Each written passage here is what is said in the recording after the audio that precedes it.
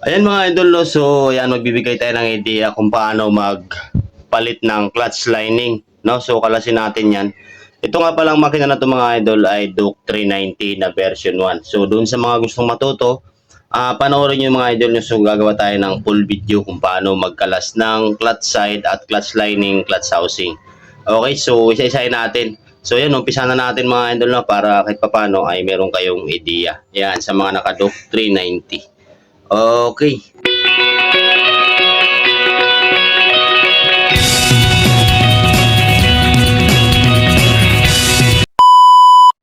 So yan, kalasin natin mga idol yung tornilyo na 8mm.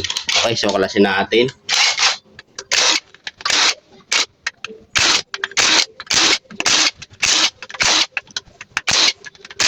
Ayan, so natin yung tornilyo. Ito, mga 8mm. Alright. Yan, tapos sa pagtanggal naman ito mga idol, no, hilahin nyo lang siya papunta sa'yo. Ayan, hilahin nyo natin siya. Ayan, ito. Ayan. Show. Okay. So, susundan natin tong 10mm.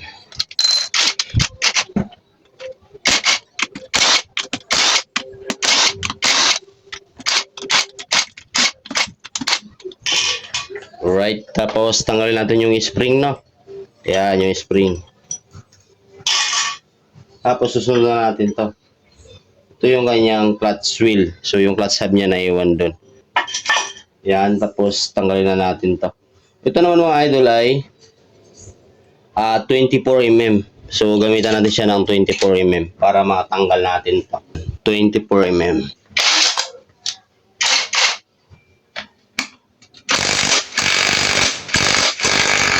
Yan. So, ang pagtanggal po nito mga idol ay pakanan, no?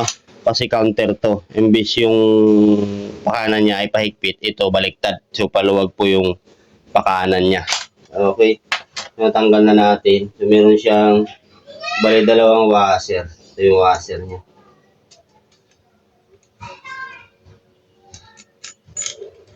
Yan. So, dalawang washer. Tapos, siyempre, tatanggalin na natin to. Yan, bunutin na natin to kasama ang clutch housing. Yun. So, yan o. So, sa pag tinanggal nyo yung hub niya mga idol, ay meron siyang washer pa na isa. Ito. Yung washer niya. Dito yan. Okay.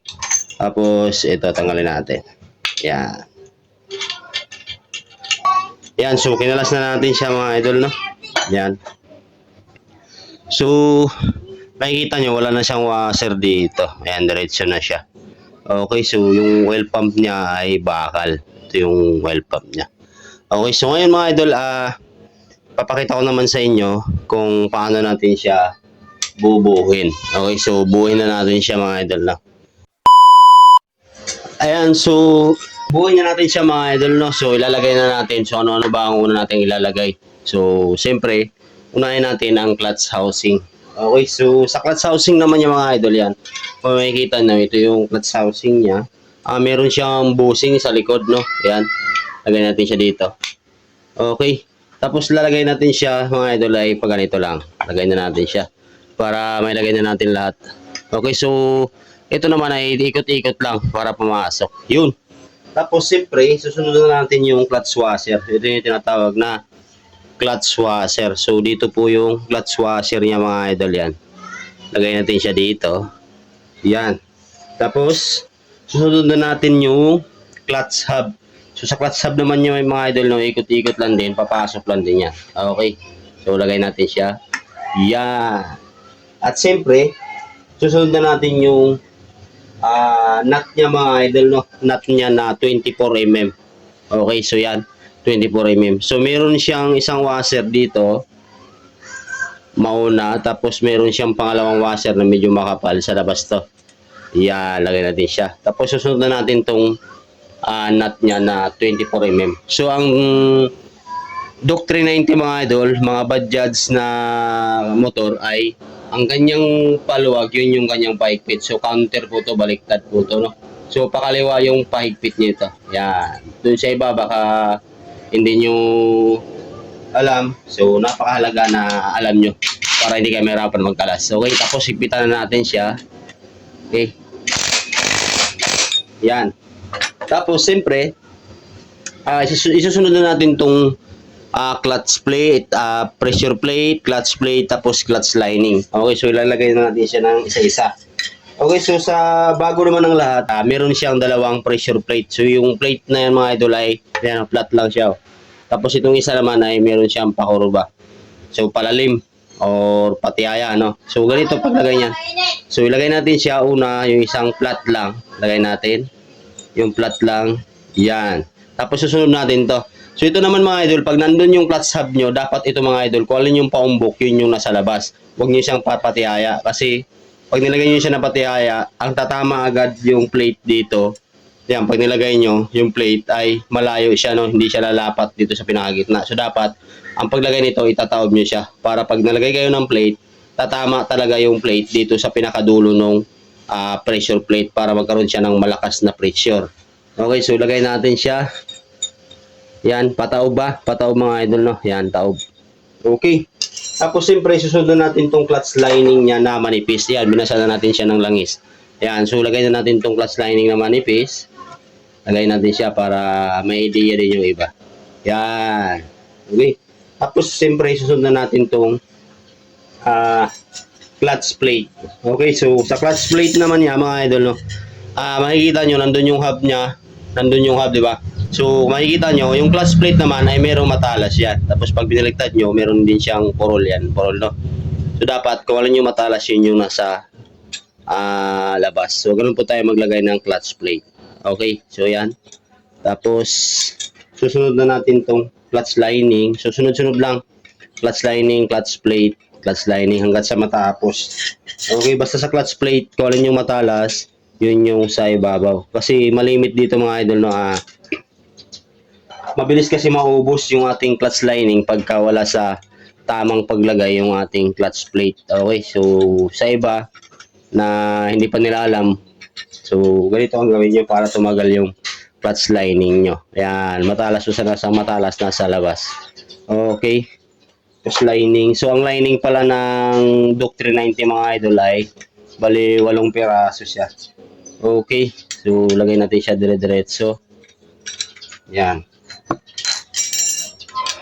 Ay. Ayan. Tapos plate. Basta kung ano yung matalas, yun yung sa ibabaw. Yun yung nasa labas. Okay. Tapos lagay natin yung isang lining. So ganito lang mga idol. Sundan nyo lang yung step by step para kahit papano meron kayong ideya. Okay. So napakahalaga na meron tayong alam sa mga motor natin para kahit papano kayo na rin magkalas sa mga motor niya. Okay? Or sa pagpalit ng lining, alam niya na din. Okay, so yun. Lagay na natin ng pinakahuling plate niya. Basta lagi niyong tatandaan kung alin yung matalas, yun yung sa palabas. Tapos lagay na natin yung pinakahuling lining. Okay? Tapos simple nilagay na natin yung clutch lining, clutch hub, clutch wheel, clutch plate. So lagay na natin tong ating clutch wheel. So ito yung clutch wheel niya. Meron siyang bearing dito. Ayan, may bearing yan dito sa loob. Okay. So lagay natin siya. Ayan. Tapos ito mga idol ay dito manggagaling to sa loob mga idol. Ayan o. Okay. Dito siya manggagaling sa loob. Ayan. Tapos lagay natin siya dito. Lagay na natin siya dun. Okay. Ayan. So lagay na natin mga idol yan. So, hanapin nyo lang yung pinakatapat yan. Tapos, siyempre, susunod na natin yung mga clutch spring. So, sa clutch spring naman, suksok lang diretso yan, no? Wala namang baliktaran to. Hindi naman siya kagaya ng valve spring. Tapos, sunod na natin tong 10mm na tornilyo. Yan. Lagyan na natin siya. Para, kahit pa paano, meron kayong idea mga idol. So, napakalaking tulong sa atin pagka meron tayong ideya sa mga ginagawa natin. Kasi, mahirap pagka nagkamali. Nagka-problema tayo. Okay, tapos higpitan natin siya So, ang paghigpit naman, ilagay nyo lang sa small yung lakas ng yung impact para hindi mapersa. Okay? Yan.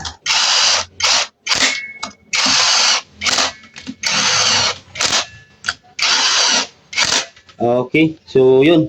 Nilagay na natin siya mga idol, no? So, ngayon, sasarado na natin siya. Okay, so sa pagsara naman mga idol, itong toaster na to, hawiin nyo muna siya. Tapos lagay nyo siya dito ng diretso. Pagka na-shoot nyo na siya mga idol sa pinaka dowel, yan. Tapos ito, itulak nyo to papunta doon. Ayan, para mag-lock na siya. At di na siya malaglag. Okay, tapos lagay na natin tong mga tornilyo na 8mm. Alright. Yan. Okay. So, gamit tayo ng 8mm ulit. Yan, basta lagay nyo lang sa mahina yung impact. Yan. Okay na.